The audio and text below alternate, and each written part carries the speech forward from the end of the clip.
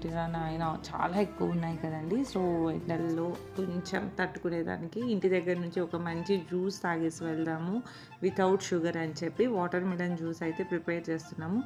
ఈరోజు బ్రేక్ఫాస్ట్ అయితే కొంచెం స్పెషల్ అనే చెప్పాలి. ఎందుకంటే మా బాబు దోశ వేశాడు మంచిగా. So egg dosa. సో అది ఎలా ఉన్నా సరే డెఫినెట్గా నాకైతే చాలా ఎమ్మీ అండ్ టేస్టీగా అనిపించింది అనమాట. సో అంటే ఒక పెద్ద దోశ వేసాడనమాట.